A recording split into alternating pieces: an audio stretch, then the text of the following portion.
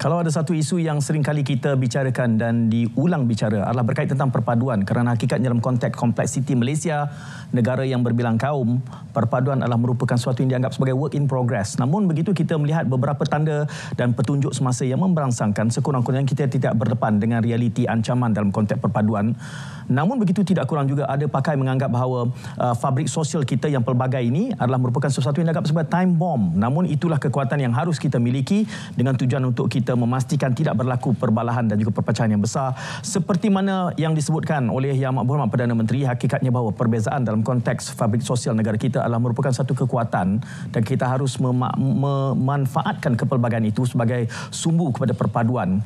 Berkait juga dengan apa yang disebutkan oleh Menteri Perpaduan Negara Yang Berhormat Datuk Aaron Agudagang, menyatakan bahawa harmoni dalam kepelbagaian adalah merupakan tema yang harus kita raikan dan ia bukan semata-mata satu slogan, sebaliknya sesuatu yang harus kita manifestasikan dalam pelbagai bentuk aktiviti kita seharian, termasuk dasar-dasar kenegaraan.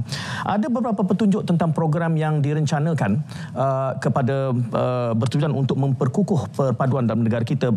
Dalam tahun lalu saja, beberapa inisiatif untuk memupuk perpaduan lebih kukuh telah pun direncanakan dengan adanya sistem e-Sepakat dan juga dashboard analitik perpaduan. Ini menarik untuk kita bicarakan nanti. Begitu juga perlantikan mediator komuniti serta jawatan kuasa keharmonian antara penganut agama ataupun jawatan kuasa harmoni. Manakala untuk susulannya bagi tahun 2025 pula, hala tujunya adalah berkait tentang pengurusan isu perpaduan dan beberapa penambahbaikan dilakukan termasuk dalam konteks penubuhan jawatan kuasa pengurusan isu perpaduan. Sistem e-Sepakat juga akan diperluaskan dan selanjutnya kajian semula serta pengukuhan indeks ketegangan masyarakat. Ini menarik, nanti bakal kita bicarakan. Dan tentu saja berkait tentang perpaduan sering kali timbul perdebatannya di dalam konteks parlimen juga telah pun dipertanyakan mengenai penggubalan akta diskriminasi kaum. Namun Yang Berhormat Menteri Perpaduan Negara telah pun menjawab mengatakan bahawa undang-undang sedia ada sudah memadai untuk memastikan hubungan antara kaum terpelihara, dan ini adalah merupakan antara konteks latar yang boleh kita bicarakan panjang lebar nanti bersama Yang Berhormat Menteri Perpaduan Negara. Jadi teruskan kesiaran anda bersama kami. Harmoni dalam kepelbagaian adalah tiang utama yang mendasari usaha Kementerian Perpaduan Negara dalam mencapai perpaduan di Malaysia. KPN berusaha menyatukan rakyat dengan menghargai dan merayakan kepelbagaian budaya, etnik dan agama. Program inisiatif Harmoni Madani telah diperkenalkan sebagai salah satu usaha utama dalam membina kerjasama dan saling pengertian di kalangan masyarakat Malaysia. Untuk menangani isu perpaduan, mekanisme pengesanan dan pemantauan telah dilaksanakan di peringkat akar umbi. Ini merangkumi penyelidikan secara berterusan terhadap isu-isu yang timbul serta penilaian keberkesanan strategi perpaduan. Mediator Community serta pusat mediasi berperanan penting dalam meredakan konflik dan perbezaan fahaman dalam kalangan masyarakat. Mediator Community membantu menyelesaikan pertikaian dengan pendekatan harmoni dan rundingan. Jawatan Kuasa Pengurusan Isu Perpaduan atau JPIP diwujudkan untuk mengawasi dan menggubal dasar-dasar berkaitan perpaduan. Perkembangan terkini menunjukkan JPIP sedang mengusahakan pelan tindakan strategik untuk menyelaraskan usaha semua pihak dalam mengekalkan perpaduan.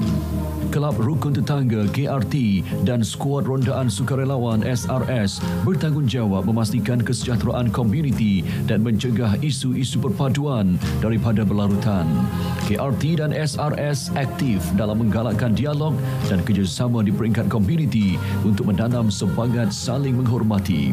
Memandangkan gejala perkauman masih menjadi isu, timbul saranan supaya Akta Anti-Diskriminasi Kaum dipertimbangkan sebagai langkah pencegahan jangka panjang untuk menangani diskriminasi kaum yang semakin meruncing.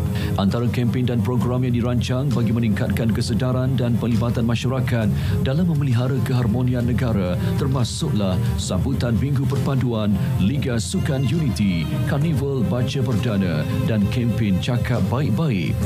Sejauh mana penerapan inisiatif ini mampu memupuk perpaduan yang lebih erat dan memastikan negara terus maju dalam suasana aman dan harmoni?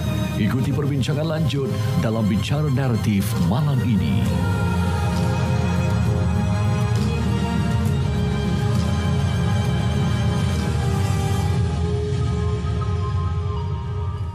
Bicara naratif dibawakan secara langsung dari Angkasa Puri Kota Media, dan menemani saya di studio pada waktu ini adalah Yang Berhormat Datuk Aaron Agodagan, Menteri Perpaduan Negara. Datuk, selamat datang ke RTM sekali lagi.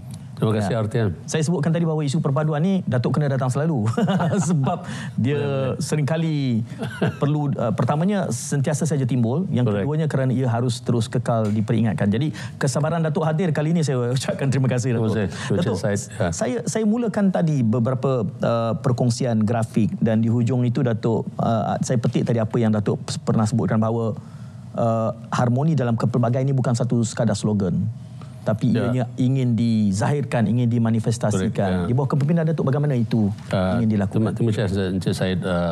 Harmoni dalam kepelbagaian ini ataupun harmoni in diversity ini ada konsep baru, bukan konsep barulah yang kita akan tumpukan dalam tahun inilah. Kalau kita melihat tahun yang dulu, kita selalu nyebut unity and diversity. Sekarang kita pergi ke harmony. Dan itulah selepas kita mengadakan bengkel, kita melihat tumpuan kita adalah harmoni dalam kepelbagaian itu, kita menjurus lebih lagi daripada hubungan di antara penganut-penganut agama. Dan sebab itu kita melihat mungkin dari dulu mungkin kurang sedikit program-program yang kita adakan di bawah itu. Dan seperti biasa juga dalam program kita yang berteraskan kepada dasar dan sekaligus inisiatif yang kita ada. Dan kita juga apa nama itu melihat kepelbagaian harmoni agama ini perlu diurus dengan lebih apa nama itu lebih cermatlah. Dan sebab itu kita pun punya banyak program-program menjurus kepada inisiatif ataupun inisiatif harmoni yang dikendalikan di bawah jabatan, di bawah kementerian jabatan dan juga bersama dengan Kementerian Agama. Dan baru-baru ini kita pun telah mengadakan Unity Walk di beberapa di beberapa rumah ibadat di kawasan Sentul. Satu hari kita buat, dan sebelah malam kita juga hari ulayah tahun ini. Kalau kita melihat program di bawah Harmoni Madani ini, apabila Perkataan Madani dulu mula-mula timbul dibawa oleh Perdana Menteri kepada kita dalam tahun 2023. Dan kita adalah kementerian yang utama sekali untuk melihat di mana perpaduan ini dapat membantu untuk menjurus kepada pelbagai aktiviti di bawah membangunkan Malaysia Madani. Dan kita menggunakan kerangka Malaysia Madani. Dan kita melihat Kementerian Perpaduan ini menjurus kepada dua trust utama, iaitu kebudayaan dan kemasyarakat. Dan sebab itu di bawah itu kita pun merangkakan pelbagai aktiviti yang dikategorikan kita dalam 3 kluster. Kluster kenegaraan, kluster perpaduan dan kluster komuniti rahmah. Dan semua program kita menjurus kepada 3 kluster ini. Sebab itu kalau kita melihat dari segi kluster kenegaraan itu, kita tumpu kepada rukun negara. Ya, di sekolah-sekolah, di universiti kita mempunyai kelab rukun negara di sekolah. Kita mempunyai sekretariat rukun negara di universiti. Dan of course badan-badan lain, NGOs juga semua terlibat. Kalau kita melihat di bawah Semarak Perpaduan memang banyak. Satu signature program kita di Semarak Perpaduan adalah sambutan Minggu Perpaduan.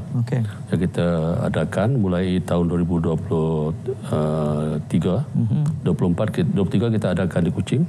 Satu minggu, last year kita adakan di Johor, yang dirasmikan oleh PMX sendiri.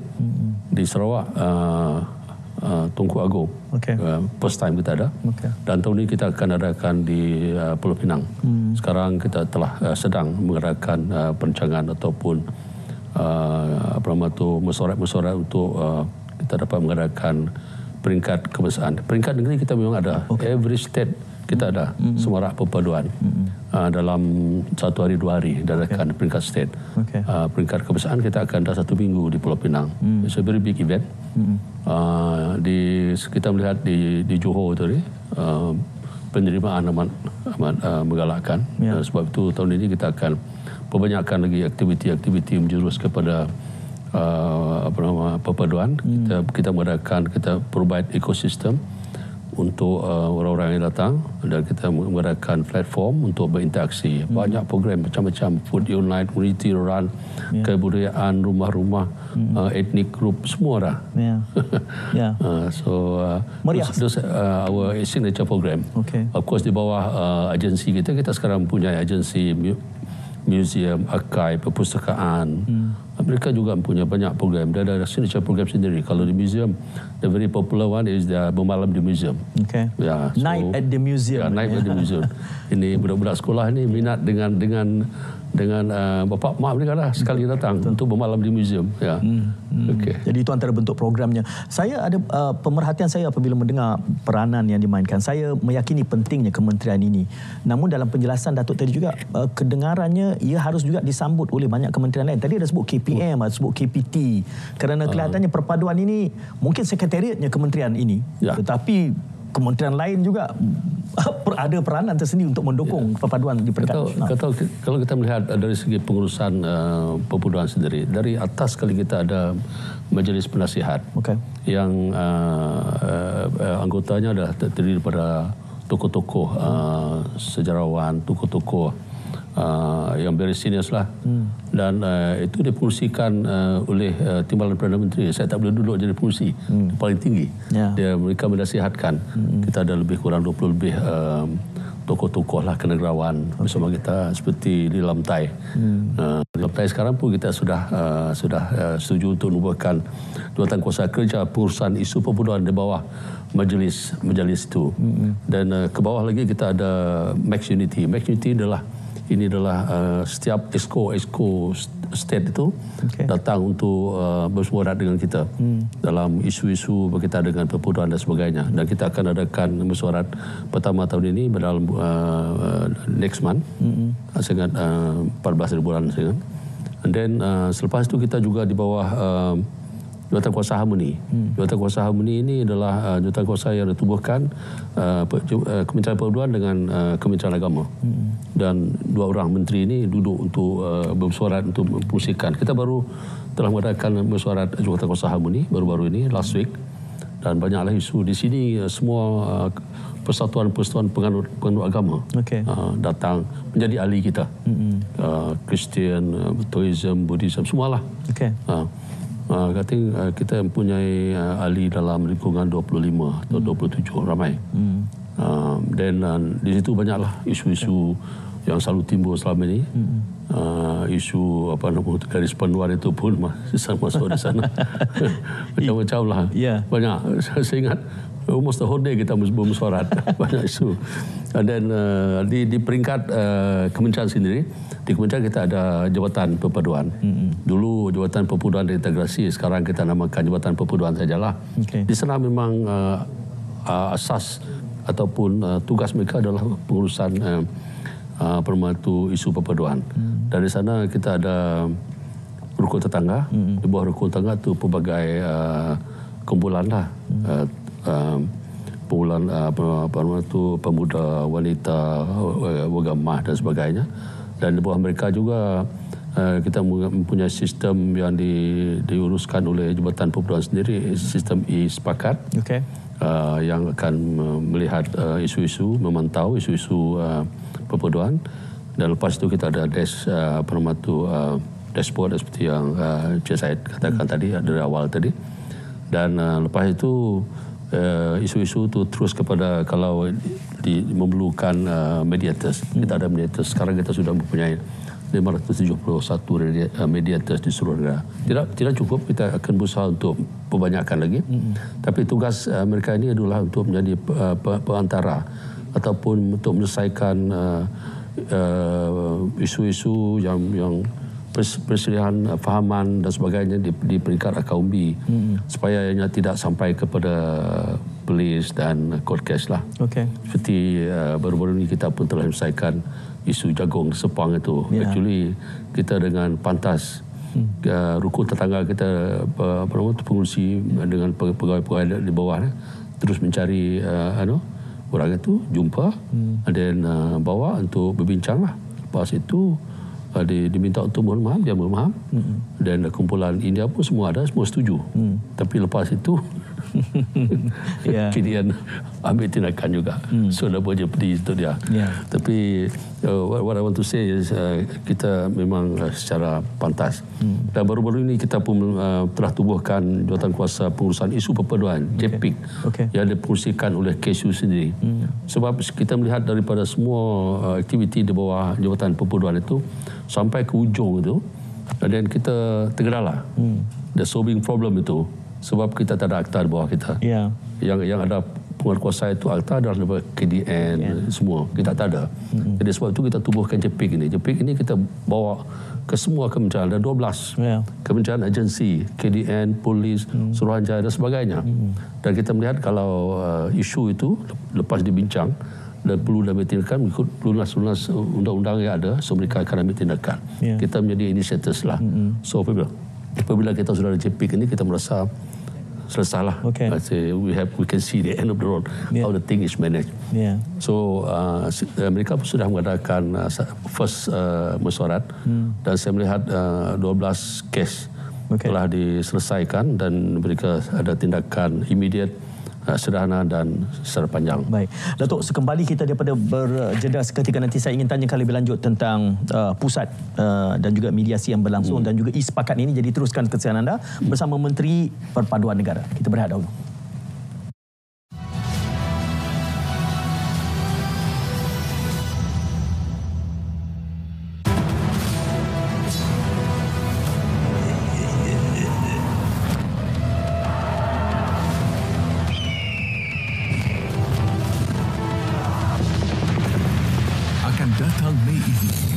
Salam Baitullah, seruan ilahi, cahaya nurani.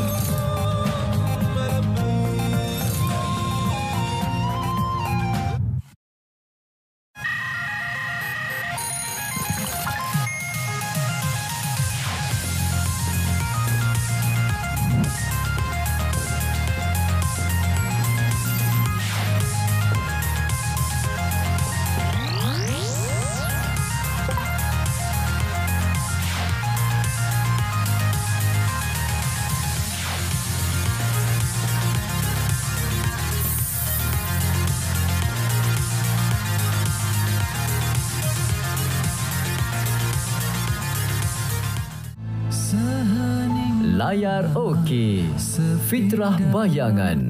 Esok aku nak ambil cuti, aku nak cari Laksmana. Fitrah Bayangan, Isnin 21 April 9.30 malam. Dan apa maksud kini aku di Fitrah Bayangan? Aku rasa Laksmana gambarkan hubungan dia dengan kau, ya? Sebenarnya, Ki, saya kenal dengan Laksmana tu dekat satu laman sosial. Titi Jati Mersing? Nampaknya Laksmana tunggu awak dekat situ. Saya yakin dia memang betul-betul wujud. Cuma masa yang menentukan. Lepas awak jumpa manusia khayalan awak tu, entah wujud, entah tak. Semestinya hanya di saluran okey. Damaikan jiwamu dengan alunan merdu bacaan Al-Quran. Wa kaifa akhafu ma asyraktum. Serta tadabbur setiap kisah dan intipati ayat. Dia redha dengan meletakkan keseluruhannya kepada Allah. Sifat kedua, al-amal bitanzil. Beramal dengan apa-apa yang diturunkan. Allah Subhanahu Wa Taala ini adalah kerajaan kepada satu kerajaan lagi yang besar. Dalam program Bismillah, hanya di TV1. Bismillah.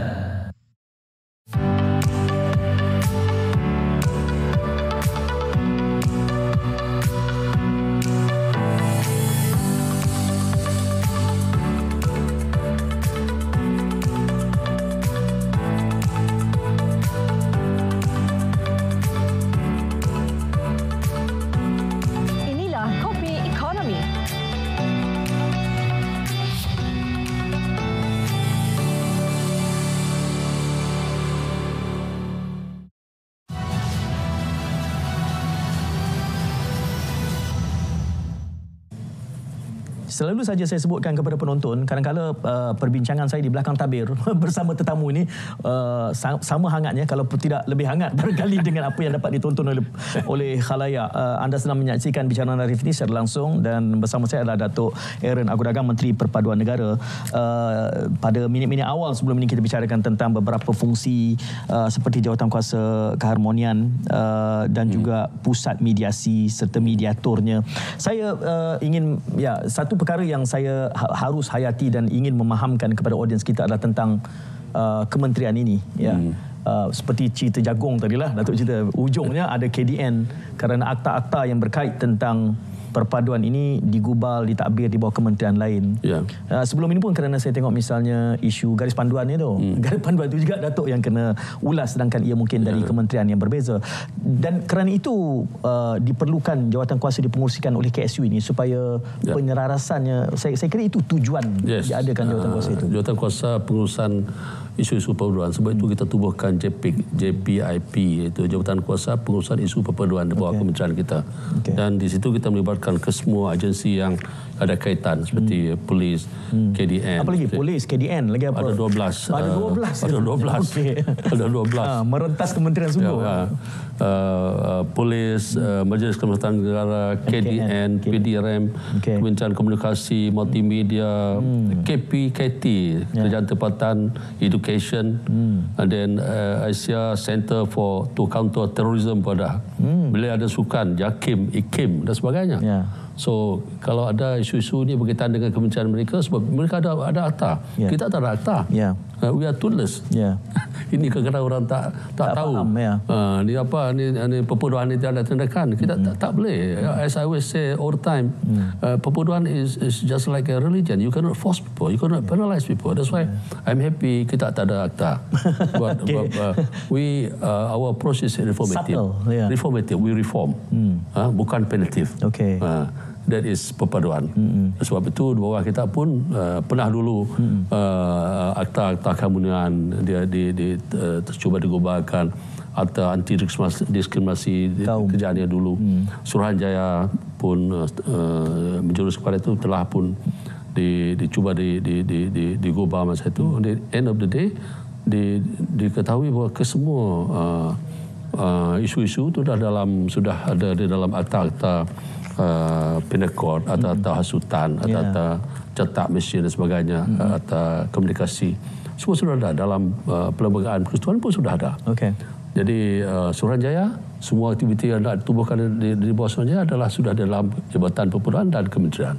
So at the end of the day semua tak jadi. Lagi tak puas hati. Last year kita semak kembali. Menteri Perundang dia semak kembali, tapi dia buat satu libat urus kiri kanan. At the end of the day pun conclusion tak perlu. Sebab semua sudah ada. Kami cuma ada enforcement. Kami ada clipping tentang ini. Kalau boleh kita kongsikan, apakah kita bersedia, boleh kita lihat apa yang Datuk sebutkan ini berkait tentang permintaan supaya diadakan akta diskriminasi kaum, dan Datuk sudah pun menjawabkannya bahawa kita sudah pun ada undang-undang yang mencukupi. Jadi saya ingin kongsikan semula clipping itu. Mari kita saksikan apa yang berhormat Datuk Aaron Agu Dagang katakan tentang ini. Kita saksikan. Maka dalam hal ini penguatkuasaan yang tulus dan adil tanpa mengira latar belakang etnik, agama dan kelas sosial adalah amat penting untuk memastikan keharmonian terus terpelihara. Justru kementerian ini berpandangan tidak ada keperluan untuk mengubah ataupun memperkenalkan suatu undang-undang baru seperti Akta Diskriminasi Kaum bermasa kini dan memadai dengan meningkatkan penguatkuasaan undang-undang sedia. Ya, itu jawapan yang Datuk berikan. Saya kira kerana ada permintaan supaya diwujudkan Akta Diskriminasi Kaum, dan jawapan Datuk tadi adalah bahawa sudah pun ada undang-undang yang mencukupi kesemua. Jadi kita tidak. Tapi Datuk juga mengatakan tadi bahawa usaha-usaha untuk mewujudkannya itu gagal. The last kerajaan 2018-2020 di bawah itu Akta Anti Diskriminasi dan Akta berkurang dalam itulah ada dua. RUU dan Suruhanjaya pun tidak ditubuhkan. Dari peringkat itu, end of the day cakap ini sudah ada dalam akta yang sudah ada. Akta hasutan, akta kanun kesesaan. Semua sudah ada. Dan seperti yang saya katakan di Suruhanjaya, semua aktiviti di bawah Suruhanjaya itu semua sudah di dalam urusan Jabatan Perpaduan dan Kementerian dan sebagainya. So at the end of the day, full stop. Tapi seperti saya katakan, last year Menteri Undang-Undang terpaksa juga lepas permintaan seperti itulah untuk ini itu libat urus dadakan. End of the day pun tak ada progres. Ya. Kerana undang-undangnya sudah ada. Kita akan duplication. Yang sekarang enforcement saja yang important. Ya, enforcement. Dalam kacamata Datuk melihat permintaan-permintaan ini, mengapa permintaan ini timbul dalam keadaan undang-undang yang ada? Mungkin dari sebab enforcement kurang. Dan mereka merasakan of course mungkin tidak kesedar bahawa akta-akta itu sudah ada. Sudah termaktub dalam akta hasutan, akta sesaan atau pindah kod dan sebagainya. Jadi sebab itulah perpaduan ini nama perpaduan. Jadi tapi kita tidak ada akta untuk di-enforce. Dan kita berharaplah ini collective responsibility ini kementerian lain patutnya masuklah untuk merakan. Kita cuma membuat amaran seperti yang hari ini kes orang asing yang pergi ke rumah-rumah di Wangsa Maju itu untuk spread religion telah pun ditegur dan diambil tindakan lah. Dan kita dengan immediate kita bagi statement. Itu memang tak boleh di bawah akta, di bawah artikel pelbagai persekutuan. Ya, kalau openly spread religion memang tak boleh. So kita tegur macam itulah. Datuk, kita dengan itu membawa kembali perbincangan ini kepada pusat mediasi. Kerana Datuk menyebut tadi bahawa pusat mediasi ini wujud supaya ia tidak perlu melalui jalur undang-undang, tak perlu pergi ke polis. Tak perlu. Adakah kita bagaimana? Kita sudah cukup pusat mediasi di seluruh negara? Apa perkembangannya buat masa ini? Sekarang our mediator sekarang dia menggunakan pejabat kita di peringkat negeri, di distrik, sebab pusat mediasi memang banyak belum tubuhkan. Sekarang kita yang sudah tubuhkan 8 dan kita itu satu untuk setiap negeri. Tak juga, tidak juga. Dan kita propose dalam tahun ini untuk tubuhkan ada 8. Tapi mereka ni memang dia pegawai daripada Jabatan Perpaduan ataupun dia seorang perseorangan, lawyers dan sebagainya. These are very clever people. Kita rekrut mereka jadi mediators, tapi pro bono lah, tak ada gaji. Volunteers. Volunteers. Itu peranan mediator. Mediators di pusat-pusat ini. Kita sudah mengadakan satu convention dan mereka sangat entusiastik lah, menyebut baik tugas-tugas mereka. Dan kalau kita melihat kes-kes, banyak kes-kes mereka dipinjam oleh PBT untuk menyelesaikan masalah di kondo-kondo. Banyak masalah di kondo-kondo. Kalau di KL ni orang gaduh antara keluarga anda, saya boleh bayangkan. Daripada dia tersetang. Masalah parking saja pun boleh bergaduh. Parking, bising, macam-macam. Jadi our mediators come in, we explain to them dalam isu perpaduan, menghormati dan sebagainya lah. Kita satu rakyat Malaysia patut dapat duduk bersama lah. So cara dia saya pun tak tahu lah, tapi I think along that line lah, menjurus kepada perpaduan dan keharmonian. Saya juga tertarik kerana tahun lalu saja dibicarakan tentang wujudnya dashboard analitik perpaduan ini. Dashboard ini available to the public atau Datuk saja yang boleh tengok apa red flagnya di mana? Kita jabatan kita saja. Lepas kita memantau isu-isu, kita bawa kepada dashboard. Dari situ kita buat mapping. Dashboard is just mapping lah. Dan kita melihat mana hotspot. Kalau hotspot nanti kita tumpukan, mungkin kita akan memberi maklumat itu kepada polis. Untuk kalau kita melihat hotspot itu dia mungkin boleh menjadi isu strike, pergaduhan tu. So that is the function of the dashboard. So itu kita bawa kepada agensi-agensi yang lain yang sama-sama terlibat dengan kita lah. Sebab it's a mapping of the case lah, dashboard itu. Dan sebelum dia pergi, dan mediators will come in lah. Kita punya mediators will come in dengan polis always together lah dengan dia orang tu. Dia datang bukan dia saja. Kalau dua pihak tu berlawan tu, the police must be there to soften the environment. Jadi tugas mediators tu adalah untuk berdamai lah. Datuk, saya membayangkan kita ada analytics dan kita ada pusat mediasi. Sepatutnya kedua-duanya akan komplement, melengkapi peranan untuk. Jadi sebab tu Jabatan Perpuluhan itulah tugas kita. Di peringkat our jentera perpuluhan itu Jabatan Perpuluhan Reintegrasi. Itulah tugas mereka di peringkat Akaumbi.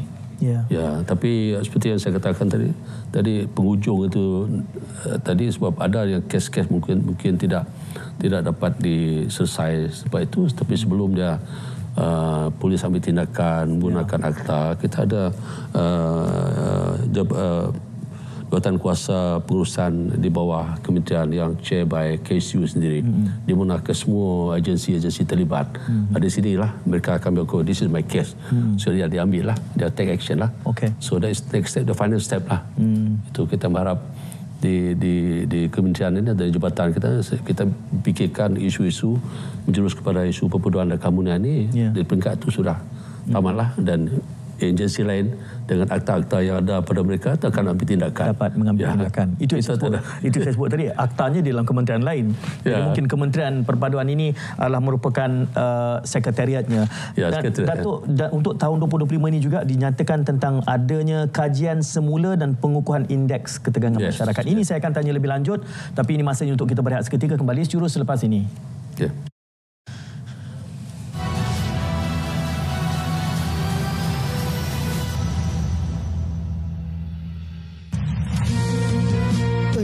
Hari lagi.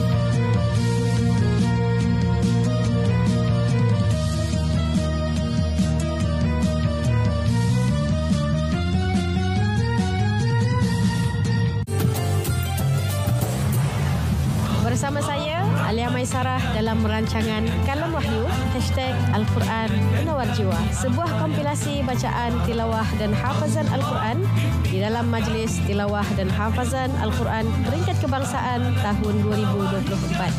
Setiap Jumaat hanya di TV1.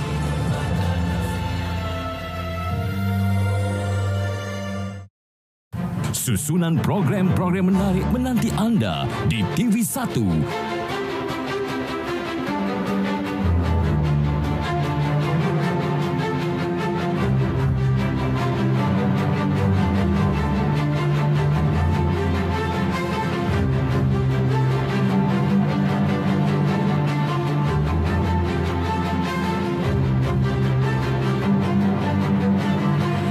Majalah Simfoni Alam setiap Jumaat pukul 9 malam.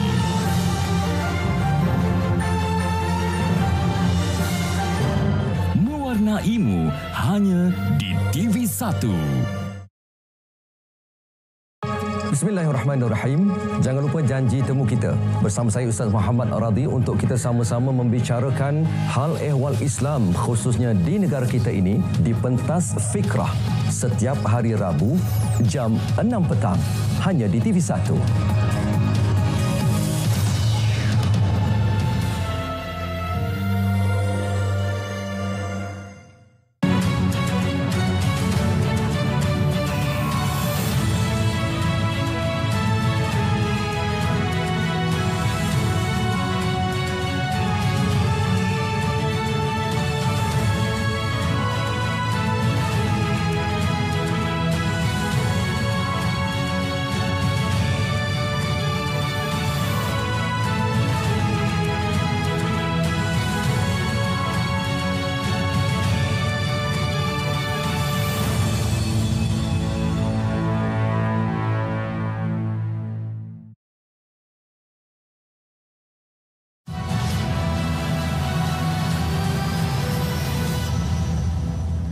Ya, dalam konteks menangani perpaduan ini, isu sekecil-kecilnya sampai sebesar-besarnya. Dalam perbincangan saya dengan Yang Berhormat Datuk Menteri Perpaduan Negara, isu lift pun jadi isu perpaduan, Datuk. Isu lift, isu parking, letak kon, bising pun jadi isu perpaduan. Semut pun. Ya, semut. Ada, Datuk. Isu semut. Dari pokok kayu. Wow, kalau semua itu dibawa ke, mungkin inilah bentuk-bentuk kes yang dibawa ke pusat mediasi. Yalah. Ya. Pusat mediasi lah. Maka jelaslah tidak memerlukan maka jelaslah tidak memerlukan penglibatan PDRM di situ. Kalau isunya tentang smooth tapi kalau tidak ditangani gaduh lah. Susah juga. Jadi kalau sudah gaduh jadi jenayah. Betul. Crime. Ya. So, jadi itu tujuan diwujudkan pusat mediasi. Ini akan ditambah lagi peranan mediator yang sukarelawan ini. Datuk, ada siapa yang menawar diri ke saya ingin menjadi mediator? Datuk boleh terima ke saya bayangkan. Tapi ini gratis ini, tidak berbayar ini Datuk. Dia quite strict juga. Dia punya kriteria untuk masuk. Very strict.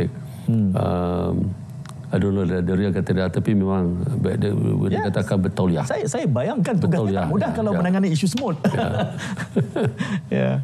Perlu banyak kesabaran. Datuk, saya bangkitkan tadi tentang kajian semula terhadap indeks ini. Indeks ketegangan, indeks perpaduan. Jadi apa yang ingin dilihat dalam kajian semula ini dan apa kelemahan yang mungkin sepanjang Datuk mengepalai kementerian ini sudah lihat ada sudut-sudut penting yang harus dicermati? The first thing yang saya query apabila saya duduk di kerusi Menteri Perpaduan itu adalah where is our perpaduan now? Okay. So saya tanya kita berada di mana sekarang? So saya tanya pegawai dia. Oh, kita ada buat kajian indeks perpaduan. Saya siapa yang buat? So I want to see. So they come. Profesor Ulung Syamsul Amri datang jumpa saya di office. The first few day we lap through lah. Saya pun baru mengenali indeks perpaduan itu dan dengan penerangan yang beliau bagi saya dan itulah untuk mengukur tahap perpaduan kesepaduan sebenarnya di negara ini. Dan mereka pun masa itu telah mengadakan kedua kali 2022 that is yang saya dapat lah. So sekarang ni 2025 3 years lah interval. Dulu 2018 dalam 3 to 4 years. So sekarang mereka pun sedang mengadakan indeks kajian indeks perpaduan. Very complicated. Saya pun mungkin susah nak jelaskan sini, tapi yang jelas faktor yang pulling down the index tu adalah dari segi delivery system, tabir urus dan pembangunan. See? Itu yang pull down sebab dia dan itu bukan di bawah Kementerian Perpaduan. Exactly. Itu saya ingin sebut sebab itu ada bawah kementerian lain, Kementerian Ekonomi, Kementerian Kewangan dan sebagainya. Sebab apabila kuesioner itu dibawa kepada sampling itu, jawapan tu kita simpan lah macam-macam lah. Perpaduan, pendidikan, kemiskinan, pembangunan, infrastruktur, you name it lah. Hundreds of it inside there. Tapi in the end kita ada grouping between any group, between sect di antara agama dan pembangunan dan sebagainya lah. Banyak faktor-faktor tu. Yang lain tu not so much. Tapi bila sampai kepada jawapan kepada delivery system, tabir urus dan lack of development yang dipendakkan, ini yang jadi satu isu. Itu bukan di bawah perpaduan, tapi itu yang menjurus kepada indeks perpaduan dan orang yang tak senang hati disebabkan itu. Dan saya selalu emphasize apabila saya ada mesyuarat, I said this is the issue. Of course, yang lain itu is the media lah. Media itu is a big issue. Ada media yang pull down our index jugalah sebab kadang-kadang force reporting dan sebagainya. Isu-isu yang tidak sepatutnya dibawa ke hadapan, dibesar-besarkan. Itu yang menjadi cabaran pula kita. Anyway, dalam the second one kita buat 2022 kita dapat 0.62 dan daripada indeks itu dikatakan we are terkawal lah, sederhana dan terkawal. Dan tahun ini by end of the year hopefully lah kita akan dapat another index lepas 3 tahun. Kita berharap akan naik kepada 0.7 daripada 1 lah. Yang paling atas 1 lah. Dan kita berharap kita akan sampai ke tahap itu. Cost sampling ada perubahan sikit lah daripada yang dulu menjurus kepada macam mana kerjaan itu diuruskan dengan lebih baik lah. Ya. Kita banyak indeks ramah pun ada, peaceful index pun ada, happiness index pun ada, macam-macam. Very interesting. Apabila NGOs bawa indeks itu kepada kita. Tapi dia related lah. Sebab yang di bawah kita adalah IPNAS lah, Indeks Perpaduan Nasional. Indeks Perpaduan Nasional ini Datuk menyatakan tadi akan dirumuskan, dilaporkan ataupun dalam tahun ini. Yes, the third one. Okey, yang ketiga di bawah IPNAS menjelang akhir tahun. Yes, hopefully menjelang akhir tahun lah. Dia kata by mungkin dalam second half. Kuartal ketiga. Saya nak masuk dalam jadual nak undang Datuk semula tu. Kita kena lihat. Datuk kata seharusnya mencapai 0.7. Datuk, bila kita bercakap soal indeks ini, Datuk merasakan ada sudutnya yang boleh kita tambah nilai, kita kaji semula. Dan di awal tadi kita menyebut tentang analytics perpaduan. Juga adanya pusat mediasi yang Datuk sebutkan. Saya teringat semasa insiden Kampung Medan. Di pentas inilah, di RTM, bila kita bicarakan tentang perpaduan dan kenapa ianya tenggelam timbul, cara kita menanganinya adalah digambarkan pada ketika itu, termasuk oleh panel pakar yang Datuk sebutkan juga tadi, mengatakan kita perlu red flag macam satu sistem. Adakah pada hari ini kita sudah boleh mengenal pasti sebelum insiden ancaman perpaduan itu timbul, adakah kita boleh mengatakan hari ini bahawa kita sudah ada red flag sistem? Itulah tugas ispakat dengan dashboard kita. Sebab itu dia mengumpul maklumat-maklumat yang sensitif tu, of course kita akan kerjasama dengan polis lah. Dan daripada itu, of course mereka akan akan adakan lebih maklumat yang lebih tepatlah. Tapi kita juga, sebab kita on the ground, daripada input yang kita ada tu, kita boleh dari dashboard itu, kita semua isu-isu yang berkaitan dengan perpaduan komunian ni, orang yang bergaduh, kita masuk semua. Dan kita red flag lah. Kita ada mapping itu. Dan kita buat sebelum berlaku insiden sepatutnya. Hotspot. Kita bagi kepada PDRM lah, untuk ambil tindakan, untuk memantau. Itulah tugas kita. Kita harap ia dapat dielakkan sebelum berlaku. Memang. Ialah isunya tadi, sekecil-kecil semut pun boleh jadi pencetus satu. Dalam hal ini saya melihat kementerian ini selalu saja, di bawah kementerian ini, lama apabila kami menemu bual sama ada ketua pengarah jabatannya ataupun menterinya, KRT ini baby lah dan juga SRS ini. Jadi perkembangan KRT ini bagaimana ia diperkasakan dalam realiti di bawah kerajaan Madani? Banyak perubahan telah kita adakan semenjak last year lah, 24 lah, sekarang 25 lah. Sebab saya melihat apabila saya pergi ke majlis di KRT, saya melihat KRT ini dia sangat berguna dan dia very aktif, dan kebanyakan mereka pun terlibat dalam pelbagai aktiviti. Dan lepas itu kita melihat lebih lagi aktiviti ekonomi. Selain daripada SRS dan sebagainya. SRS itu biasalah. Untuk manfaat penonton, SRS ni rondaan. Skim rondaan sukarelawan. Di bawah rukun tetangga. Dan sekarang lepas kita mengadakan lepas the second revision of the 12th Master Plan, dan kita menjurus kepada untuk memperkasakan lagi KRT, dan kita mengadakan satu workshop, dan kita dapati KRT ini kita boleh memperkasakan mereka untuk lebih bergiat dalam segi ekonomi dan sebagainya. Kita ada 8 tumpuan lepas itu. Kalau dulu 1 keselamatan, lepas itu kita pergi ke 4 gerak kerja. Sekarang kita sudah ada 8. Dan tumpuan utama adalah household income, ekonomi. Sebab ekonomi, pendidikan memang sudah ada, dan kepimpinan, pelajaran sepanjang hayat dan sebagainya ada 8. Dan kita pun membuat mapping, profiling semua KRT kita. Dan kita melihat mana yang aktif, ada resource-nya, kepimpinannya, dan kita mohon, last year kita mohon ke Kementerian MOF, kita dapat 20 juta. Kita minta lebih banyak. Dan di sini kita dapat juga 20 juta. Dengan 20 juta yang dulu tu kita pun telah memperkasakan dinamakan KRT progresif dalam 152 KRT. Datuk bercakap tentang 20 juta dan KRT progresif ni kita akan tangani selepas kita berehat seketika. Bila bab duit ni dia menghangat, kita akan sentuh lebih dalam selepas ini. Berehat dahulu. Jumpa nanti.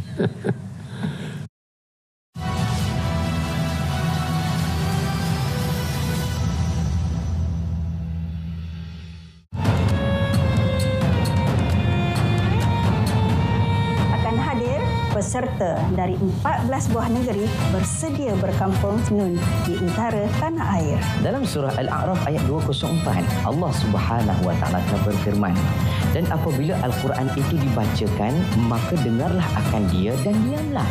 Yakni dengan sebulat-bulat ingatan untuk mendengarkannya supaya kamu beroleh rahmat. Saksikan majlis tilawah dan hafazan Al-Quran tingkat kebangsaan yang akan diadakan di Dewan 2020 Kangar Perlis. Bermula 27 April sehingga 2 Mei 2025 ini eksklusif di TV1. Bersama kami #MTHQK 2025 pakak-pakak mai tengok no.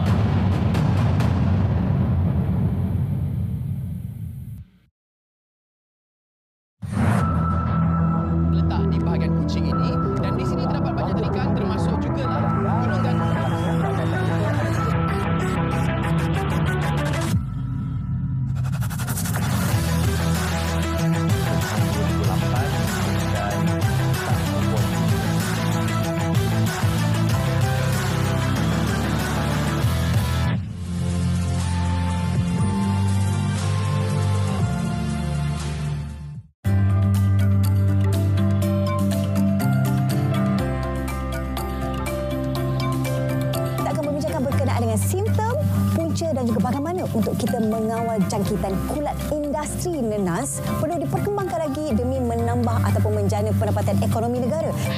Contohnya kalau bakteria dia lebih suka pada tanah yang berakali. Kita akan menanam belahan ini tadi dengan membelakangkan cahaya matahari. Maknanya cahaya matahari ini di sebelah sini. Doktor Pokok kenali penyakit pelihara tanaman.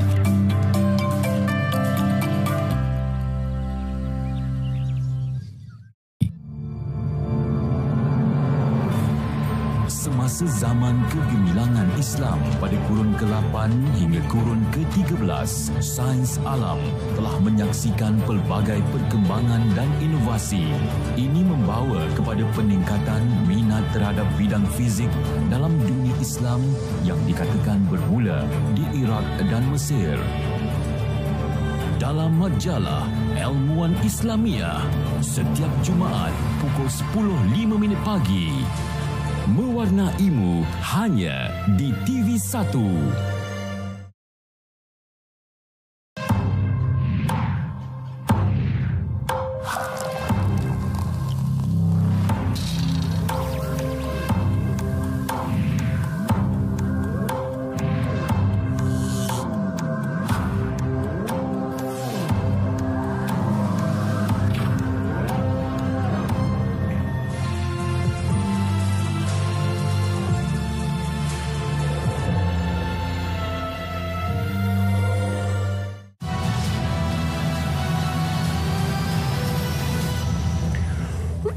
Bersama Yang Berhormat Datuk Aaron Agudaga, Menteri Perpaduan Negara, membincangkan tentang strategi bagi menangani isu-isu perpaduan, dan sedang menghangat kita bicarakan tadi sebelum berjeda seketika adalah tentang KRT. Datuk menyatakan bahawa, dan saya sendiri pun melihat KRT ini semakin berkembang. Kalau di kawasan saya tu, bila saya tengok surau menyala ada ramai, itu SRS lah, rondaan sukarela lah itu. Tapi tadi Datuk sebutkan bahawa peruntukannya 20 juta. Datuk minta lebih lagi, tapi PMX bagi banyak itu saja. Kita tolong lobby lah untuk kalau ditambah lagi. Kerana katanya sudah ada KRT progresif ini.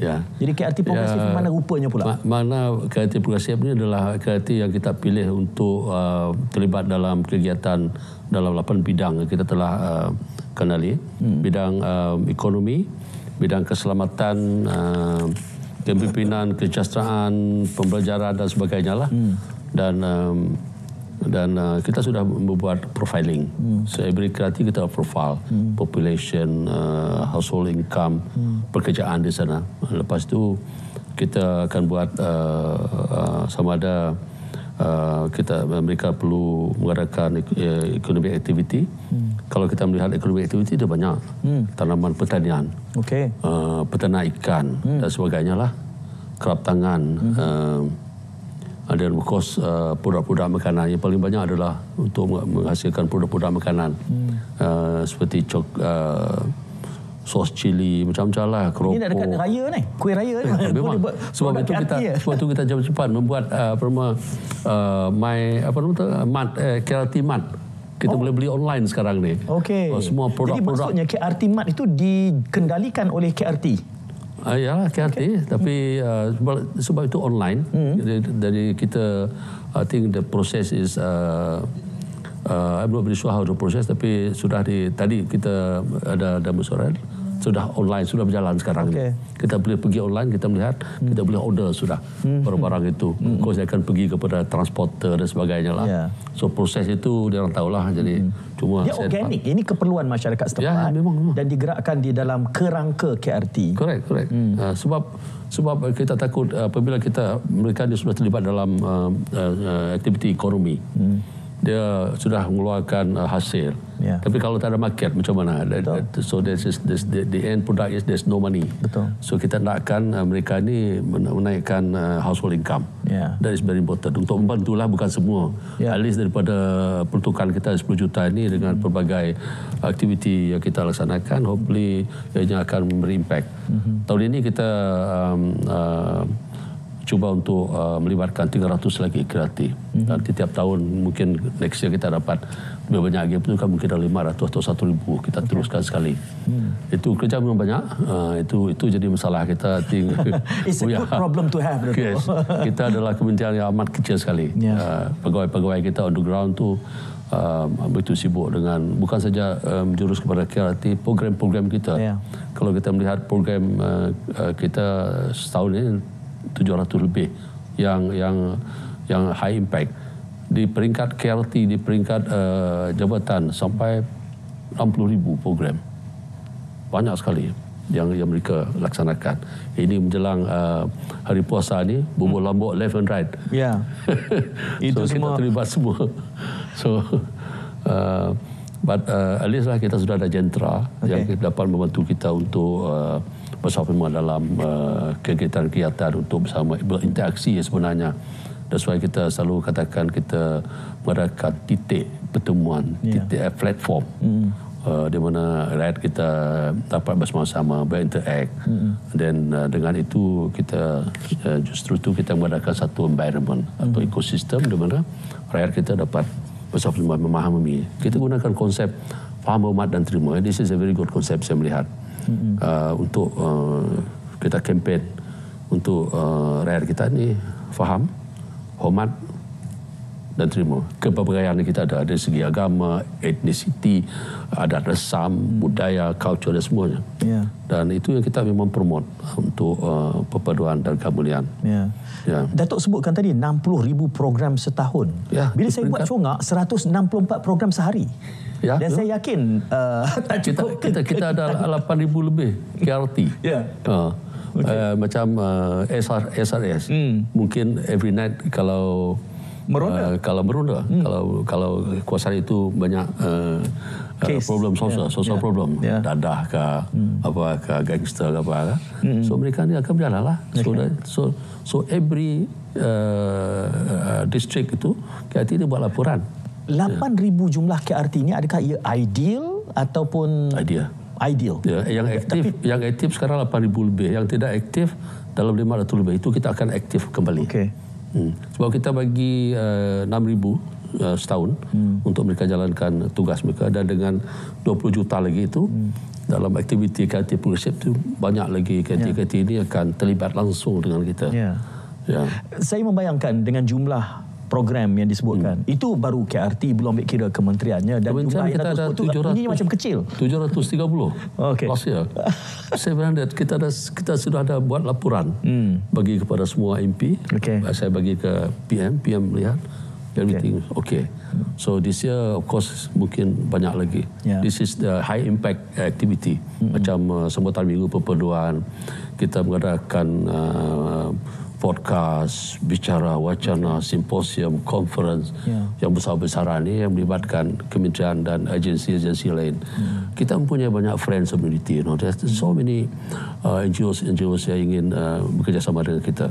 Kita every now and then kita menerima kunjungan daripada NGOs yang ingin bersama-sama mengadakan aktiviti bersama kita dari segi arts, dari segi kesihatan. Banyak-banyak aktiviti, filming, dia ingin buat filem dengan kita. There's one group that coming that day.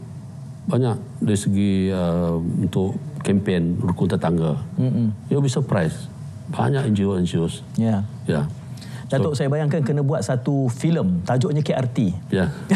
Satu bentuk mempromosikan. Kalau pun tidak sitcom dan boleh saja diwujudkan dalam bentuk channel di YouTube misalnya. Banyak kita punya if you look at our Facebook kementerian itu, every day kita melihat new activity coming in. Betul. Kerana saya kira perpaduan itu harus berkembang secara organik. Datuk, saya suka apabila Datuk sebutkan tadi pendekatan kita tidak punitif. Saya rasa itu tepat. Sementara kementerian ini juga tidak ada undang-undang yang berada di bawah pundak. Maka saya kira pendekatan subtle dan membina social capital atau modal sosial itu adalah pendekatan yang sangat strategik. Tahniah Datuk dan terima kasih kerana sudi keluar laporan, datang lagi. Itu saya minta untuk kita bicarakan. Jumpa lagi. Assalamualaikum. Salam muhibah.